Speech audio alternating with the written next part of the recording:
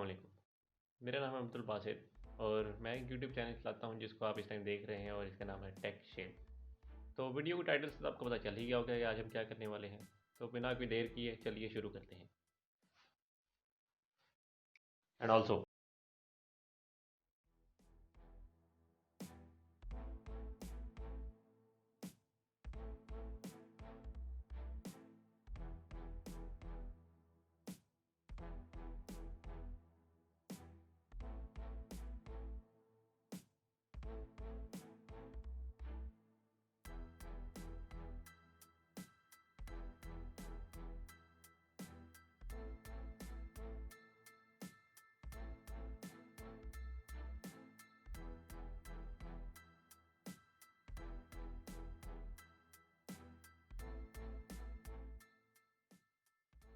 Okay, तो आज बात करते हैं HP के Pro X1 612G1 की। काफ़ी लंबा नाम है, मुझे भी याद करने में काफ़ी टाइम लग गया। लेकिन इस लैपटॉप को अगर मैं पाकिस्तान का अनडिस्प्यूटेड प्रोडक्टिविटी बजट किंग के नाम से ना पुकारूँ तो आई थिंक ये इनजस्टिस होगा इस लैपटॉप के लिए भी और HP वालों के लिए भी। उसकी मेन रीज़न ये है कि पाकिस्तान में जो ज़्यादातर जॉब करने वाला तबका है और ज़्यादातर जॉब करने वाले लोग हैं वो प्रोडक्टिविटी लैपटॉप्स यूज़ करते हैं और वो इस तरह के लैपटॉप्स कभी भी 1.5 2 2.5 लाख में नहीं खरीदते। ज़्यादातर लोग जो हैं वो हमेशा जो 50,000 से नीचे की रेंज है उसमें ही एक लैपटॉप लेना पसंद करते हैं। आई थिंक HP की तरफ से एक बड़ी ज़बरदस्त ऑफ़र है कि वो 50,000 की रेंज में ऐसे स्पेक्स ऑफ़र कर रहे हैं जो कि एक नॉर्मली अगर आप एप्पल या सैमसंग या इस तरह की किसी कंपनी से लें तो वो आपको 80,000 से लेकर 1 लाख तक की प्राइस रेंज में ही मिलती है। अब मैं इस लैपटॉप की तारीफ़ क्यों कर रहा हूँ और उसकी एक स्पेसिफिक रीज़न है और वो है इसका कन्वर्टेबल होना। अब इससे पहले कि मैं इससे कन्वर्टेबल होने की बात करूँ, सबसे पहले बात कर लेते हैं इसके बेसिक स्पेक्स की। जैसे क्या स्पेसिफिकेशंस हैं जो आपको आई थिंक 47,000 में आपको क्या ऐसे स्पेक्स मिल रहे हैं जिसकी वजह से मैं इसे प्रोडक्टिविटी बजट किंग भी कह रहा हूँ और आई थिंक पाकिस्तान का one of the best productive laptop भी कह रहा हूँ। ओके, तो स्पेसिफिकेशंस की बात करें तो इसके स्पेक्स में एक i5-4202Y का CPU है, एक इंटीग्रेटेड इंटेल 4200 GPU, एक 4 GB RAM, 128 gigs of SSD and 12-inch IPS display touch panel. तो आई थिंक स्पेक्स से अगर देखा जाए तो आई थिंक इसके काफ़ी फेयरली रिस्पेक्टेबल स्पेसिफिकेशन से प्रोवाइड करता है जो कि एवरीडे प्रोडक्टिविटी यूज़ के लिए बहुत अच्छे स्पेक्स हैं। क्योंकि अगर आपने इस पर वीडियो एडिटिंग करनी है, फ़ोटो एडिटिंग करनी है, कोई और वर्ल्ड पे आपने कोई काम करना है, वर्ड प्रेस पे कोई काम करना है, जूम या माइक्रोसॉफ्ट टीम्स पे कोई मीटिंग करनी है, तो आई थिंक इन सारे कामों के लिए इससे अच्छे स्पेक्स ना चाहिए और ना ये फ्राहम करता है। और आई थिंक 50,000 के अंडर आप जो भी लैपटॉप आज के ज़माने में खरीदेंगे आपको इस अच्छे स्पेक्स किसी लैपटॉप पे नहीं मिलेंगे और जो इसके साथ टच डिस्प्ले मिल रहा है और टैबलेट मोड मिल रहा है वो आई थिंक एक एडिड एक्स्ट्रा बोनस है जिसकी वजह से आई थिंक मैं इसे बाकी लैपटॉप से थोड़ा सा अच्छा कंसिडर करता हूँ इस प्राइस रेंज में ख़रीदने के लिए। तो अब बात करते हैं इस लैपटॉप की कुछ अच्छी बातों की और कुछ बुरी बातों की। तो शुरुआत करते हैं इस लैपटॉप की अच्छी बातों से और जो मुझे इसमें सबसे अच्छी बात लगी है वो लगी है इसकी I/O पोर्ट वैरायटी। अब अगर आप इसके आईओज में देखें तो आपको लेफ्ट साइड पे एक USB 2.0, एक फुल डिस्प्ले पोर्ट, एक चार्जिंग पोर्ट, बैक साइड पे एक VGA पोर्ट, एक ईथरनेट पोर्ट और इसके राइट हैंड साइड पे एक और USB 2.0, एक SD कार्ड रीडर और एक हेडफोन जैक मिलता है। और यही अगर आप टैबलेट पे भी देखें तो आपको एक USB 2.0, एक और हेडफोन जैक, एक दो और माइक्रो SD कार्ड के स्लॉट एक्सपेंशन स्लॉट्स। तो आई थिंक ये काफ़ी रिस्पेक्टेबल और काफ़ी अच्छा IO है to have in a productive laptop. क्योंकि एक तो इसमें जो स्पेस है वो काफ़ी कम है, ये मैं आगे बात करने वाला था लेकिन अभी बता दें जो इसमें स्टोरेज है वो काफ़ी कम है। 128 gigs is not enough storage for any one in these days. तो आई थिंक इसमें उन्होंने 3 एक्स्ट्रा माइक्रो SD कार्ड के स्लॉट्स ऐड किए हुए हैं, तो जो कि काफ़ी अच्छी बात है। बंदा अपने हिसाब से अपनी स्टोरेज बढ़ा सकता है और बाकी जो इसकी IO सिलेक्शन है वो काफ़ी अच्छी है even compare to one of the most expensive laptops in today's market. IO के बाद इसकी अच्छी चीज़ों की बात करें तो मैं अगली चीज़ के बारे में बात करना चाहूँगा वो होगा इसका डिस्प्ले। अब ये 12 इंच का IPS डिस्प्ले है विद रेजोल्यूशन ऑफ 1366x768 और जिसके अंदर टच स्क्रीन कैपेबिलिटीज़ हैं। अब ये टच स्क्रीन कैपेबिलिटीज़ एक नॉर्मल जो टच एंड टाइप लैपटॉप्स होते हैं उनमें काफ़ी ख़राब होती हैं। नॉर्मली जो कन्वर्टेबल लैपटॉप्स होते हैं उनकी टच स्क्रीन होती है, उस पर ज़्यादा ध्यान नहीं दिया जाता, और इसमें टच स्क्रीन के लिए एक स्टाइलस से मिलता है साथ।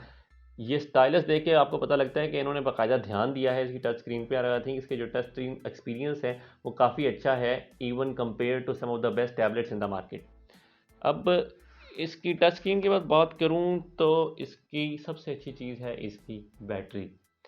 लैपटॉप्स में सबसे जो बड़ा मसला आज तक रहा है वो नॉर्मली बैटरी का ही रहता है, कि होते तो ये पोर्टेबल हैं और इधर उधर लेके जाने के लिए इस्तेमाल होते हैं, लेकिन इनकी बैटरी काफ़ी जल्दी ख़त्म हो जाती है as compared to our smartphones, क्योंकि ये काफ़ी ज़्यादा कंपोनेंट्स के लिए इनको पावर प्रोवाइड करनी पड़ती है। लेकिन एचपी को आई थिंक यहाँ पे दाद देनी चाहिए कि एचपी ने इसकी जो कंपोनेंट्स की ऑप्टिमाइजेशन है और सेटिंग है वो इस तरीके से की होती है कि इसकी बैटरी ड्रेनेज काफ़ी कम है, और आपको इजीली विदाउट एनी चार्ज अगर आप एक 100% चार्ज की दफ़ा लेके जाएं तो आधे से पौने दिन का आपको इजीली एक एक्सपीरियंस मिल जाता है, लाइक आपको 12 to 18 आवर्स इजीली मिल जाते हैं। बैटरी के बाद हम बात करते हैं इसकी कुछ बुरी चीज़ों, क्योंकि अब जाहिर है आपको थोड़ी कॉस्ट कटिंग करनी पड़ रही है। आप एक 1.5-2 लाख के लैपटॉप्स की बजाय आप एक 50,000 के लैपटॉप ले रहे थे, तो आपको कुछ कॉम्प्रोमाइज़ तो करने ही पड़ते हैं। वो कॉम्प्रोमाइज़ हैं क्या? अब बात करते हैं कुछ कॉम्प्रोमाइज़ की। इस लैपटॉप की खामियों की बात करूं तो जो मुझे सबसे बड़ी खामी महसूस हुई है इसे यूज़ करते हुए वो है इसका कीबोर्ड और ट्रैक पैड। अब नॉर्मली जो कन्वर्टेबल लैपटॉप्स होते हैं और जो कंपनीज जब बनाती हैं तो नॉर्मली जो कंपनीज होती हैं वो ज़्यादा ध्यान इसके टच स्क्रीन के एक्सपीरियंस पे देती हैं, लेकिन जो इसका कीबोर्ड एक्सपीरियंस होता है इन्हें वो सही करना ऑलमोस्ट हमेशा भूल ही जाती हैं। और उसकी मेन वजह यह है कि वो जो इसके मार्केट करती हैं वो इसके टच स्क्रीन एक्सपीरियंस की वजह से ही करती हैं, इसकी कीबोर्ड एक्सपीरियंस की वजह से नहीं करती। तो नॉर्मली जो लोग होते हैं वो इसे ओवरलुक कर जाते हैं कि इसका जो कीबोर्ड है और ट्रैक पैड है वो किस तरह काम करता है। और जितना मैंने यूज़ किया था इस कीबोर्ड पर टाइपिंग करने का बिल्कुल मज़ा नहीं आता है, इसकी कीबोर्ड कीज़ में कोई भी की ट्रैवल नहीं है, इसका ट्रैक पैड काफ़ी इनसेंसिटिव है। और आई थिंक जो लेनोवो का थिंक पैड था जिसका मैंने पिछले दिनों रिव्यू किया था उसके मुकाबले काफ़ी बेहतर इसका ट्रैक पैड है।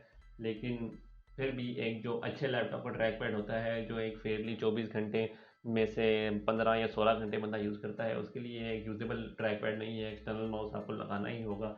और इसके कीबोर्ड और माउस को इस्तेमाल करने से ज़्यादा मैं इसका टच स्क्रीन ही इस्तेमाल करता रहा हूँ, और उसकी मेन वजह ही ये है कि इसके कीबोर्ड और माउस में इतनी अच्छी इन्होंने क्वालिटी डाली ही नहीं है कि बंदा ये यूज़ कर सके। इसके बाद जो इसमें खामी है वो थोड़ी निट पिकिंग सी है मेरी तरफ से, लेकिन वो बताना ज़रूरी है, और वो है इसकी वेट डिस्ट्रीब्यूशन। अब जो इसका टैबलेट है वो काफ़ी भारी है एज़ कम्पेयर टू जो नीचे कीबोर्ड का पूरा फ्रेम है, उसका वेट बहुत ज़्यादा है इसके मुकाबले। तो अगर आप नॉर्मली यूज़ कर रहे हो तो आपको यहाँ पे वेट डाल के यूज़ करना पड़ेगा। अगर आप ये वेट नहीं डालेंगे तो आई थिंक हल्का सा कोई झटका झटका भी लगेगा तो ये पीछे से फ्लिप कर देगा, तो ये ख़राब होने का भी खर्चा है। तो आई थिंक ये बस मैंने कहा बता दूँ कि ये ना हो कि बाद में किसी का टूटा पड़ा और वो कहें कि जी आपने तो बताया नहीं था। तो जो इसका वेट डिस्ट्रीब्यूशन है वो भी इवन नहीं है। एप्पल इस मामले में आई थिंक काफ़ी अच्छे काम कर रहे हैं कि उन्होंने जो अपना मैजिक कीबोर्ड निकाला था अपने आईपैड के लिए, उसमें उन्होंने कीबोर्ड के अंदर भी वेट सेट किए हुए थे to compromise for the weight of the iPad. तो इसमें भी आई थिंक एटलीस्ट कंपनीज को इतना तो काम करना चाहिए कि थोड़े वेट्स कीबोर्ड में भी ऐड कर दें ताकि जो टैबलेट और कीबोर्ड का वेट है वो बराबर हो जाए और एक नॉर्मल लैपटॉप जैसी फीलिंग आए। क्योंकि अभी इसे फील करते हुए पता लग रहा होता है कि बंदे ने एक टैबलेट जैसी स्क्रीन एक कीबोर्ड के ऊपर लगाई हुई है, क्योंकि वेट जो है वो बहुत अनइवन रहता है।